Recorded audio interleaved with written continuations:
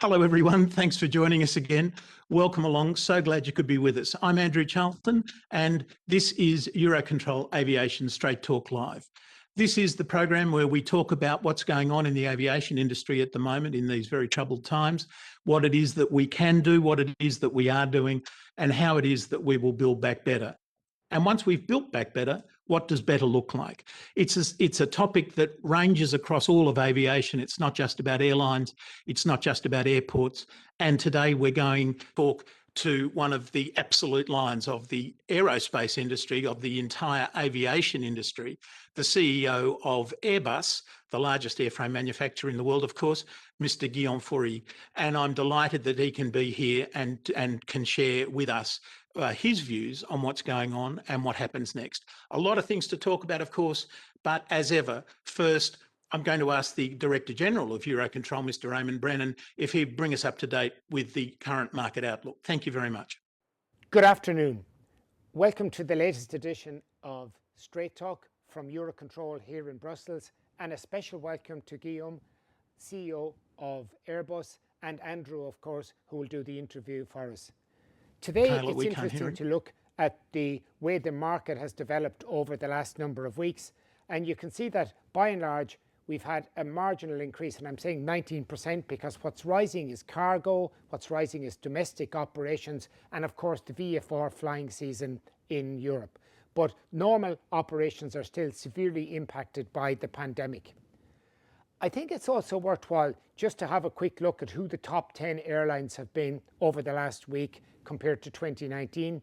Significant operations by Turkish Airlines. Have a look there at Air France, Lufthansa, right throughout the network. Interesting point there is the largest network carrier, Ryanair, down by 91%. That's really interesting. And when we look at the analysis in the detail of this, it's worth looking at how the major cargo carriers have performed. Cargo, for instance, is up 9% over 2019, and you would expect this in a pandemic. But what's interesting is to have a look at, for instance, DHL, those that are carrying large contracts from Amazon, etc., doing very, very well. And of course, UPS as well. So the cargo sector is doing quite well and continues to do quite well. And by and large, it's sustaining the airports and it's sustaining the air traffic management system at the moment. Also, let's have a look at the long haul. What's interesting here is focus on British Airways, an 88% reduction, down to 110 flights a day, of which about 90% of that is cargo. And as you can imagine, the same with Lufthansa, SAS, and of course Air France. And when we look at the low-cost carriers, you can see also, for instance, the same applies. First of all, Pegasus from Turkey is the largest low-cost carrier in the EUROCONTROL system. Look at Vueling, 78% operating from Barcelona, and you can see Wizz, based out of Budapest, 69%. So right across the sector, no big change from the last time that I actually talked to you there. So all in all, low-cost carriers, 84% reduction. What it's also worth looking at really is this whole vaccine issue. I mean, there's been a lot of criticism about the rate of vaccine rollout in the European Union, and hopefully we expect that after Easter, with the increase in the vaccine supply, particularly in the latter half of April, May and June, that we will see vaccines rolled out considerably. And this is the key to opening the market. And I think all of the carriers are very much looking forward to major progress on vaccines in the next number of months. Also, when you look at, for instance, the share of market of Airbus versus Boeing, and it's very, very interesting. If you go back to 2008, Airbus had a 27% share, and this had risen to about 40% share of the European market by 2020. So you can see that really good progress by Airbus over a short period of time. Because remember, breaking into a new market for a visionary company like Airbus back in the 1980s was a major undertaking. And Airbus is a major European achievement, and I'm really proud to have them with us here today. Also, it's worth looking at, production in Airbus. Like us, like EUROCONTROL, like every single airline, they have been impacted by the pandemic with employment issues, but also a huge cutback in production. And this has been mirrored also by their major competitors. So today, you know, I think what's going to be really interesting is to hear Guillaume and Andrew discuss the whole issue of decarbonisation, hydrogen, all of the new technologies that Airbus are exploring in Europe. So enjoy today's interview. I'm really looking forward to it, and I hope to see you again after Easter when we have another guest, which will be John Holland Kay, the CEO of London Heathrow Airport. So enjoy. Guillaume, thanks for joining us. Welcome to Straight Talk. Hi, Andrew. Guillaume, last time you and I spoke, which was towards the end of last year, I asked you, what does the aerospace industry need to recover? Do you remember what you said? I think I said we need to have passengers back in flight. Indeed, it struck me at the time as interesting that you were so focused on customers rather and indeed your customers, not your customers at all. How do you think it's going? Depends which part of the world. We have indeed a very scattered situation, and in Europe, where we are today, it's not going well, and beginning of 2021 is indeed very disappointing, still with a lot of lockdowns and measures to prevent people from traveling, quarantines, need for tests and so on, which are not coordinated and not harmonized.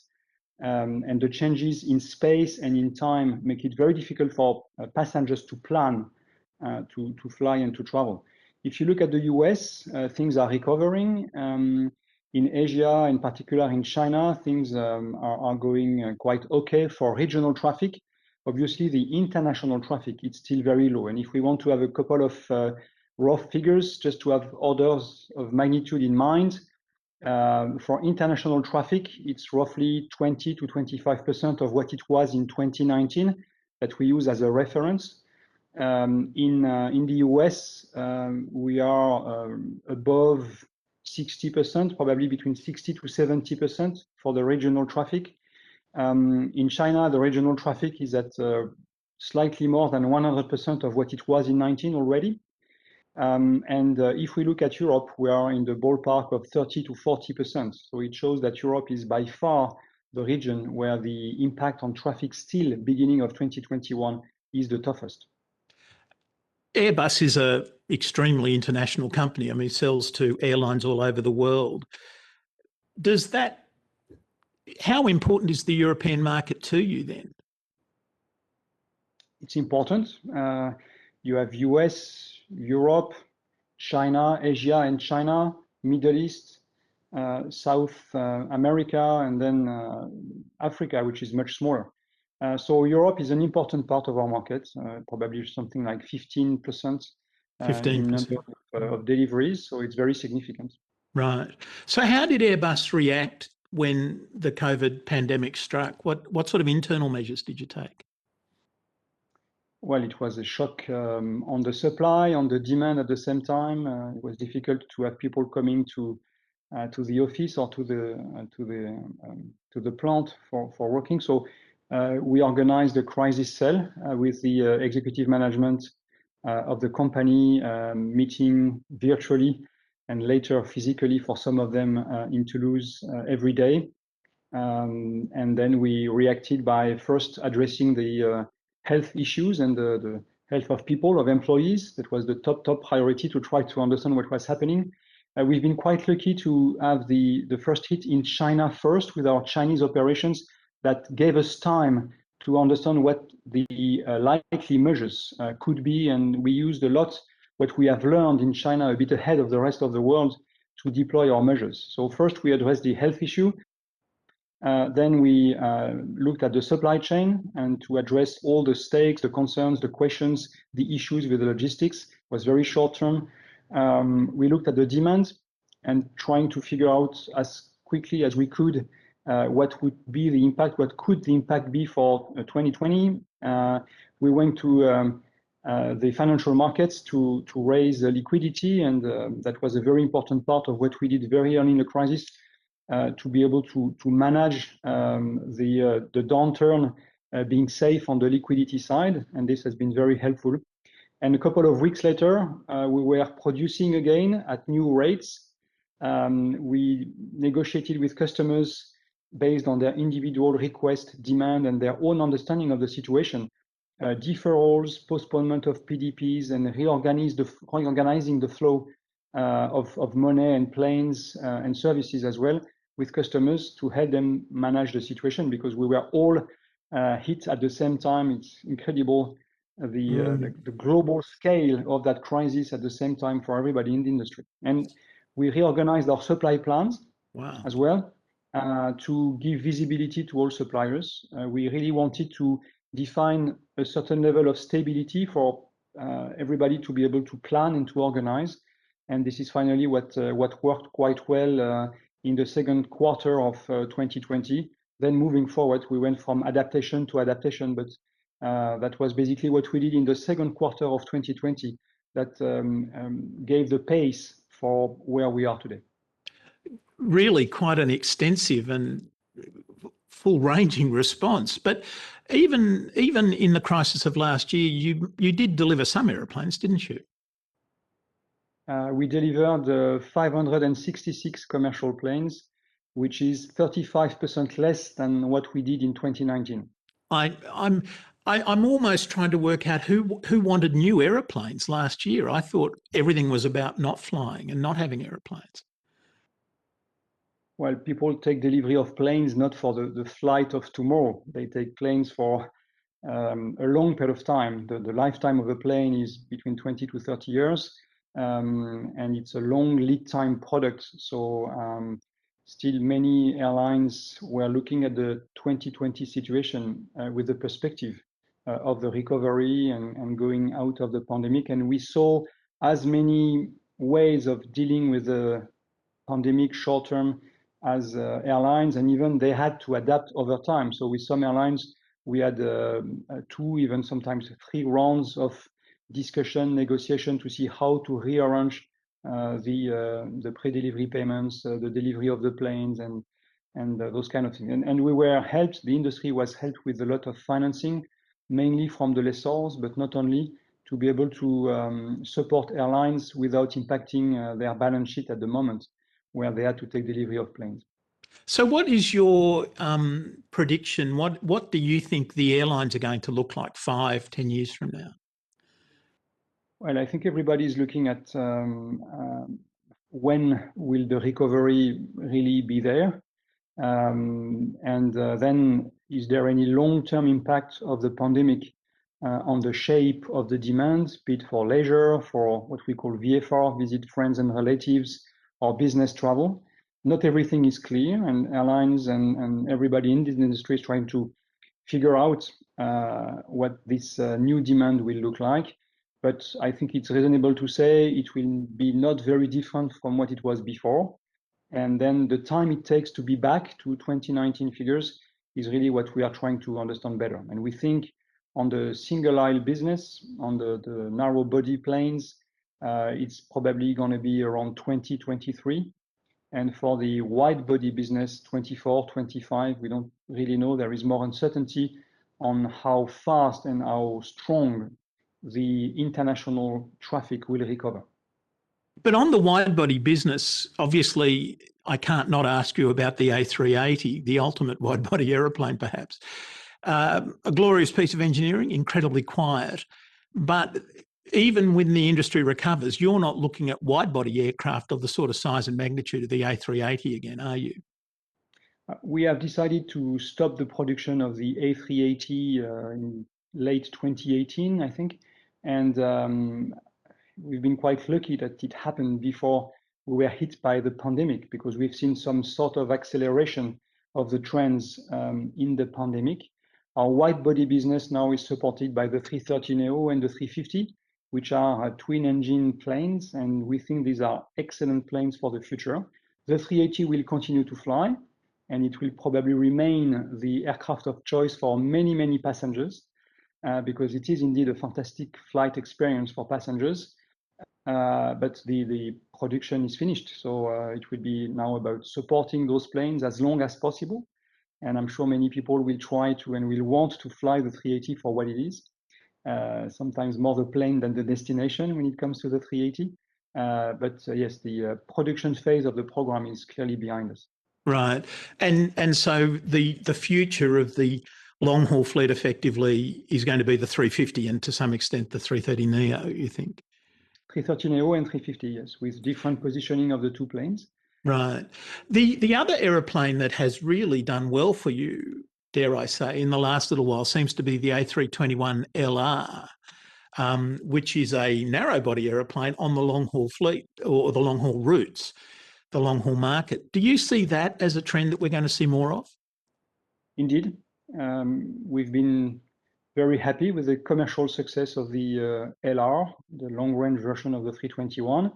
As you know, we are currently developing the A321 XLR, which is with an even longer range than the LR. We have a good backlog, and the aircraft will enter into service in 2023. And we see that this is attracting a lot of interest from airlines for different reasons. But we see the trend going for long distance, very versatile single aisle planes, the LR, the XLR, being a long-lasting one. And indeed, the pandemic has probably put even more light on that segment. But that brings me back to my question, if you like, about what the airlines are going to look like 5 years from now, perhaps. If the 21LR and the A350 are the sort of long-haul aeroplanes of choice, then that means the airlines themselves will have to have been somewhat reshaped, doesn't it? But there's not one model of airline. There's a huge diversity of airlines around the world. Some are already specialized on single aisle. You have the low cost operating regionally. Sometimes they've almost benefited from the pandemic in certain regions of the world or for certain brands. Then you have other kind of carriers which are with planes from the smallest single aisle to the A380 or very large dual engine wide body. So there is not a single model of airline, but maybe there are some trends that we can share.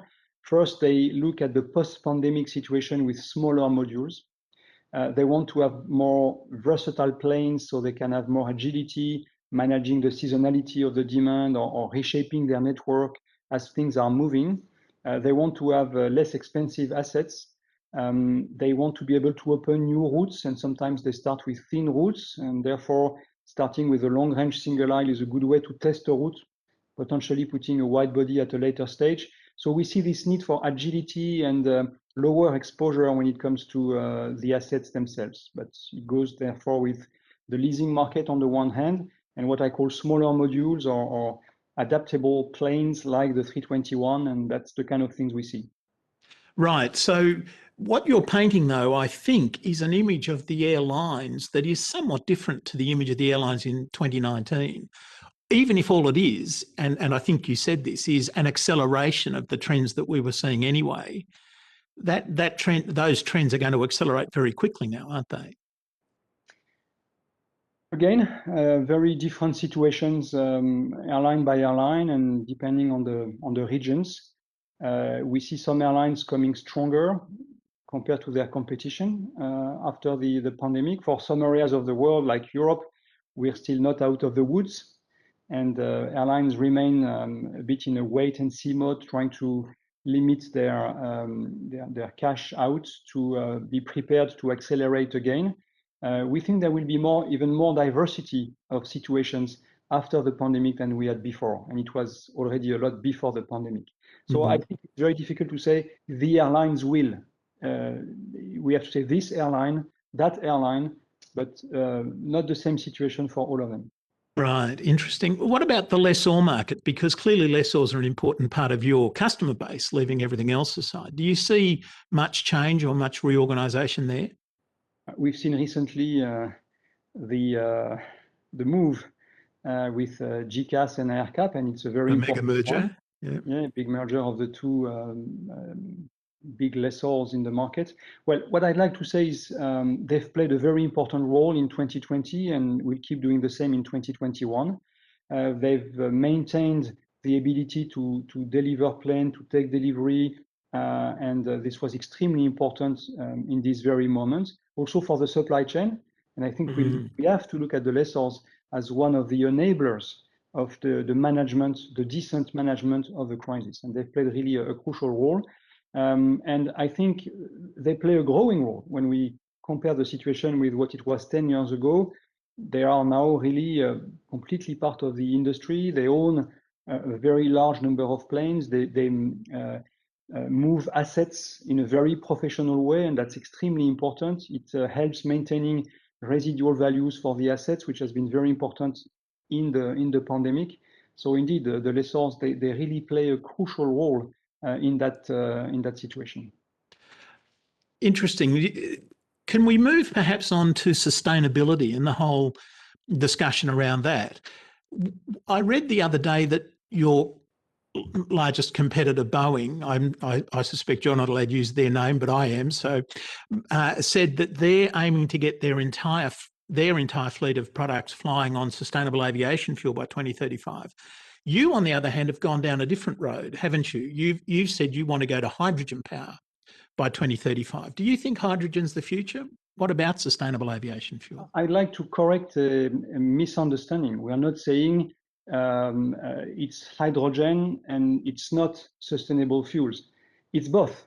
And on the contrary, on the very short term, the sustainable aviation fuels will play definitely a very important role. And we were very clear on that already 2-3 years ago. We are accelerating in that direction. But we are seeing also on top of sustainable aviation fuels, hydrogen will play a big role and probably a growing role. So it's not one against the other, it's and, okay? It's right. in dessert, I would say, with my French culture. Huh? It's first and big time sustainable aviation fuels. We need to go faster. Our planes today, Airbus planes, are certified for 50% of SAFs, of sustainable aviation fuels, inside the mix of kerosene for each and every plane, every plane we deliver today. But it's not used in service to that extent. We see a use actually below 1%. So 0.05, not 50. Yeah, exactly. Significantly below 1%. So we really need to do a big effort, regulators, states, suppliers, airlines, to use SAFs where they can be used.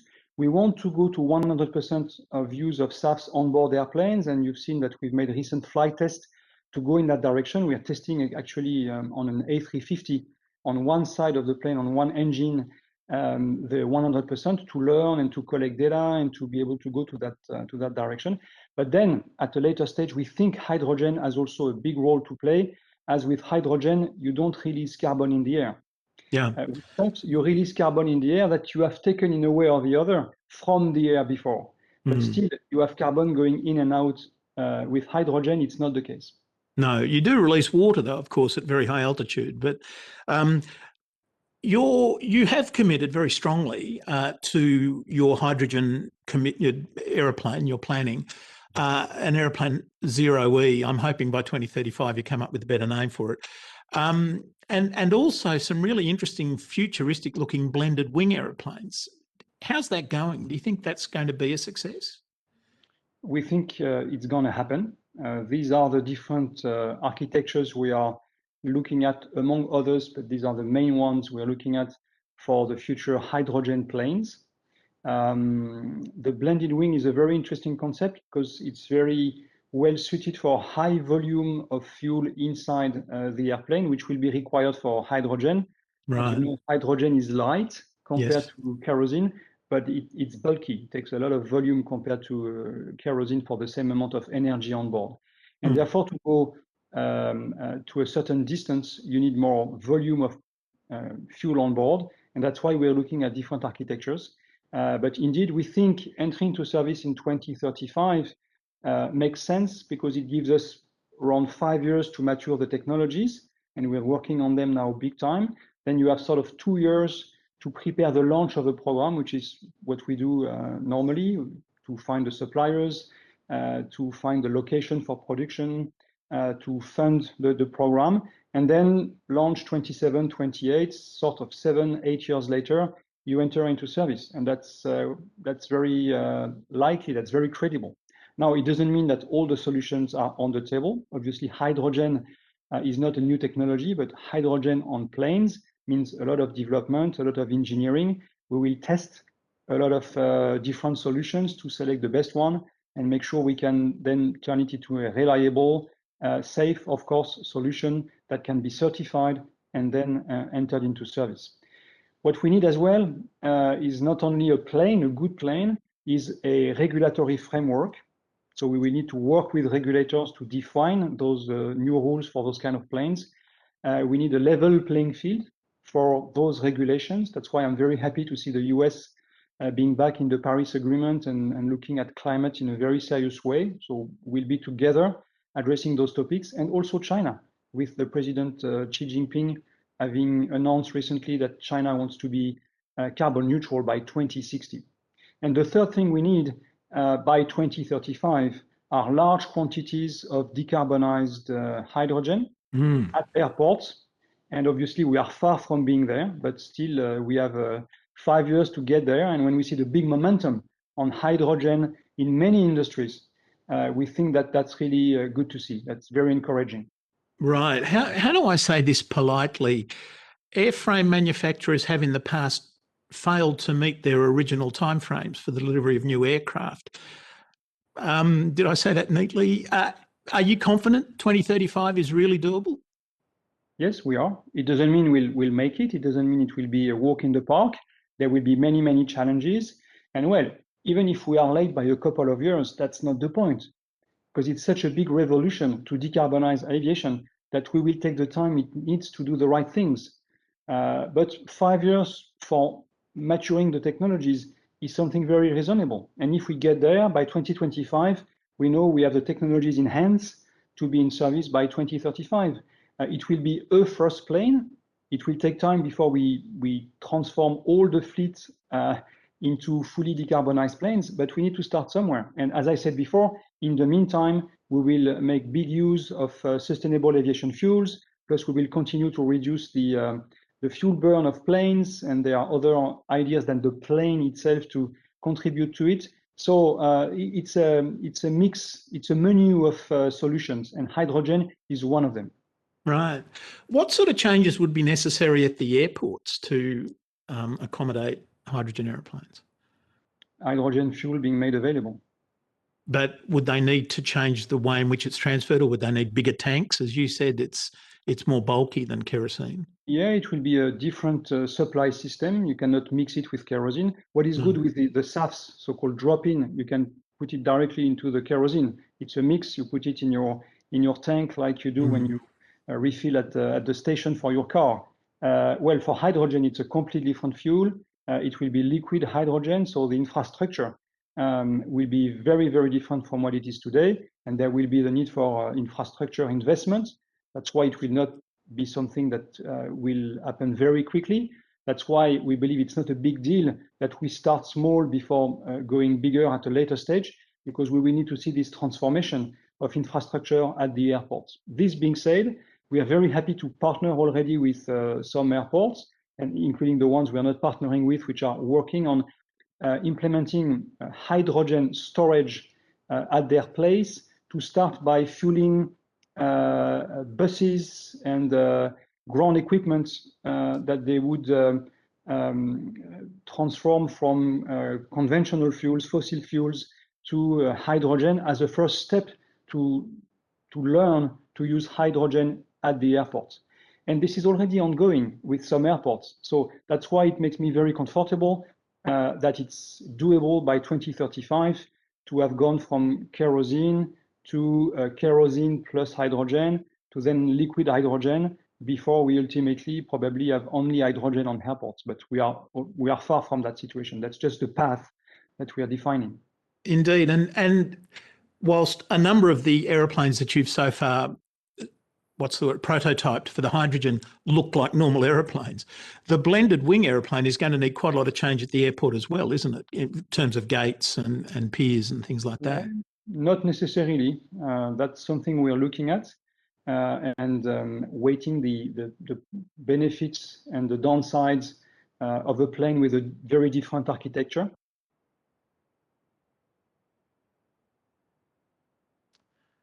on board with still a good aerodynamic performance and a good airplane performance. It comes with some constraints on board. People will not be seated in the same way. You have to look at the evacuation, but you have to look as well at the onboarding, outboarding of people, the speed and the time it takes, the luggage. So this kind of architecture come with more challenges when it comes to those kind of questions. That's why we are looking as well at conventional formulas. Right. And is on the blended wing aircraft, would the skeleton of the airframe look rather like the skeleton of a traditional aeroplane? No, it will be very different. In what way? The structure of the plane is not like a tube and wings. No, it's really the architecture is completely different. So it's a different airframe. It's a different way of storing fuel on board. So it's a completely different architecture. Wow. Really interesting. But what about electric aeroplanes? Do you think electric's got a role in that mix where you talk about SAFs and hydrogen and what have you? But in hydrogen planes, actually, you have two kinds of technologies. One is what we call H2 burn or hydrogen burn. You burn hydrogen in a jet engine, very similarly to what we do with kerosene, but it's hydrogen. So the combustion is different. Okay. Another way is to go with fuel cells. And with fuel cells, actually, you have an electric engine, an electric plane. Okay. Right. You have an electric motor. I'm not suggesting we'll start with fuel cell. We think it's further out. There's more complexity, there's more weight, there's heating or cooling, large cooling systems required because large part of the energy goes into heat. So that comes at a later stage, but there will be a convergence of electric propulsion and hydrogen on board. So for us, electric planes at that scale are not planes powered by batteries. The weight penalty for batteries is by far too high because the energy density of the battery is low compared to hydrogen, but hydrogen could go for propulsion or non-propulsion equipment as the way to electrify the plane. And one idea is to have the APU not powered by kerosene, but powered by hydrogen and being therefore an electric APU. Right. Your background was originally in helicopters. You then spent some time in a car company. Talking about electric/hydrogen aeroplanes, helicopters and cars, it seems like a perfect moment to talk about flying taxis and what's called UAM, urban aerial mobility or advanced aerial mobility. Airbus seemed to be very keen on that for a while, but in recent times it seems to have become somewhat more silent. Are you pulling out of that area? Not at all. We are maybe less vocal, but we are testing, we are flying. We continue to work on urban air mobility. You know, we flew already two concepts. One that was called Vahana in the US, very successfully. And then more recently, another one in Germany. And also very successfully, a very different formula. Well, we continue to believe in this industry for the future. It's probably a bit more further out than what most people think, because there are also on urban air mobility a lot of challenges. But we play in that playground for two reasons. First, we believe there will be a business on the long term, and we want to be in that business. That fits very much with our values, our objectives of decarbonized aviation, serving mobility of people, but also because of the technologies. These small vehicles are a fantastic platform for testing at a small scale, electric technologies, electric propulsion, fail small, try again, and learn very fast. And then when we have something that works, to be able to use it on air taxis, but also to scale it up for commercial aviation. That's why we are a very serious player in this business for its own merits, but also to serve our other businesses, including helicopters, by the way. Right. When you say you think the introduction is further away than a lot of other people, what sort of time frame do you have in mind? We think the second half of the decade is probably something that makes sense for the first applications.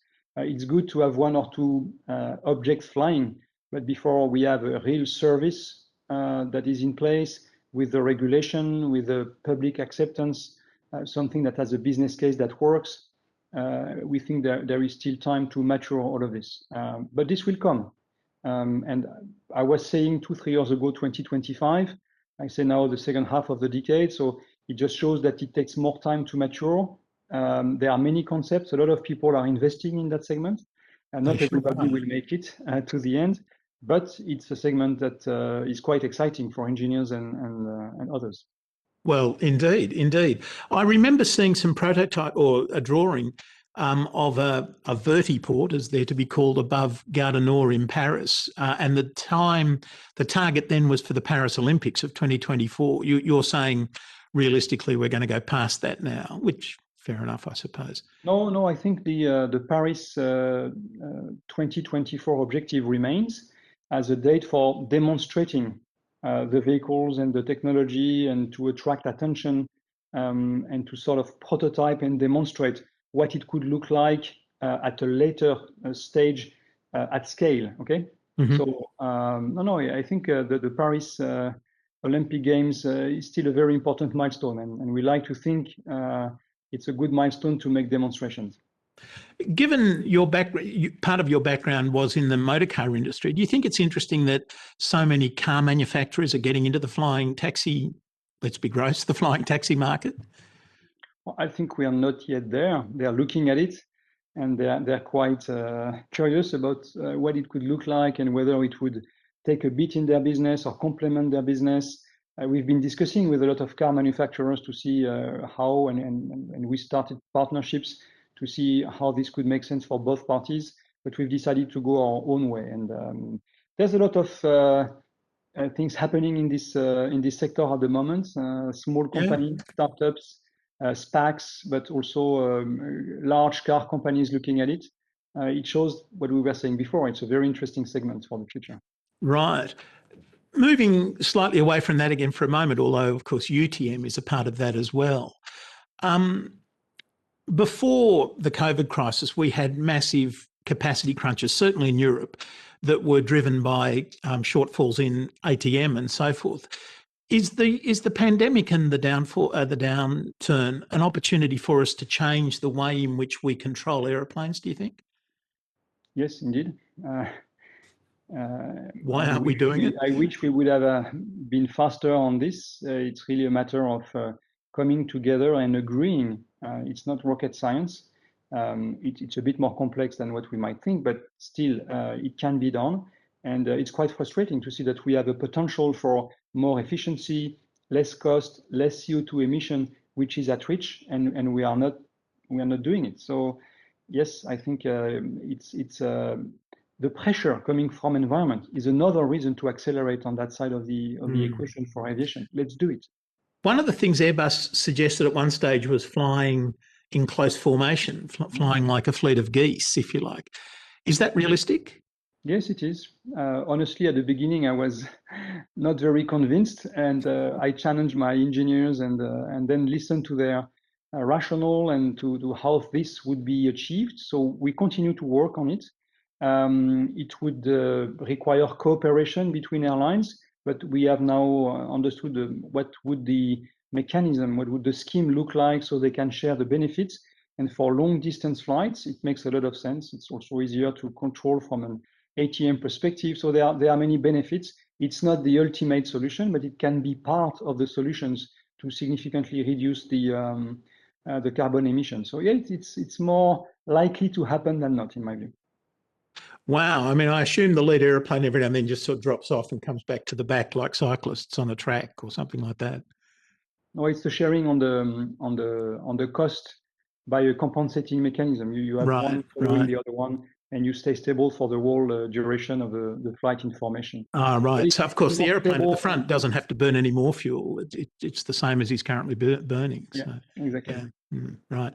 That's really interesting that we're going to do that. It shows too, I think, one of the problems, if you like, which is that aeroplanes are technologically incredibly advanced now and can control to within a metre of their wingtips, can control what's going on around them. But yet we still control them from an ATM perspective, like they're aeroplanes built in the 1950s. So my final question to you, that little bit of editorial aside, my final question to you is the question I always ask at the end, which is what do you think EUROCONTROL can do to help to bring some of these things about and can help us all recover and to come back to a future that's as optimistic as you're painting it? Well, first, I think we have the optimization of the trajectories and the simplification and avoiding the waste. I think that's really on the agenda already. We need to make it happen. On the longer term, one important transition that will be facing aviation. We discussed a lot about environment. I think the second one is about automation, is about safety.